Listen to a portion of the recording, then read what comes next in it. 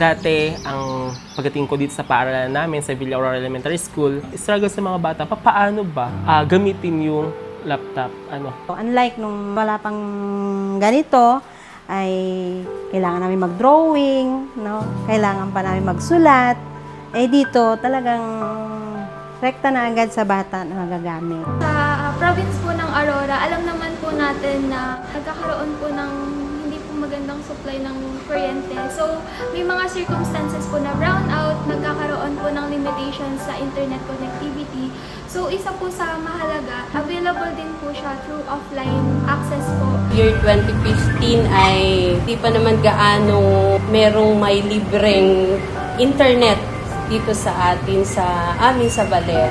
Dahil nagbabayad pa talaga sila sa computer shop para makapag-research. Ang Starbucks ay pinakilala sa mga GIDA community sa Aurora Province sa pamamagitan ng programa ng DOST upang mabigyan ng libreng access ang mga mag-aaral at guro sa educational resources kahit walang internet. Sa tulong ng mga paaralan at lokal na pamahalaan, na-install ito bilang offline digital library na naglalaman ng mga aralin, research materials at educational videos para makatulong sa pag-aaral at pagtuturo. Sa amin pong bilang guro ay napakalaking bagay kasi nga gumaan yung aming preparation. Kasi pagpipindot ka lang yan, napakalaking tulong. Sa palaking kasiyahan po na kinatuto, hindi lamang po dun sa mga nilalaman ng teknolohiya na ito, kundi pati daw po sa pagbubukas ng mga laptop. Yung pong paggamit ng Starbucks, nakatulong at mas na-enhance yung kanilang knowledge about science. Kaya nag-step sila.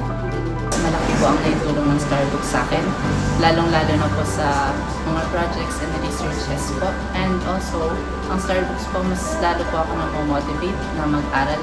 Mag-pursue po yung gusto ko na maging civil engineer at makapag-practice.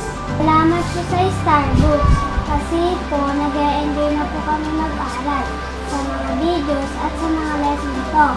Hindi na po kami puro module.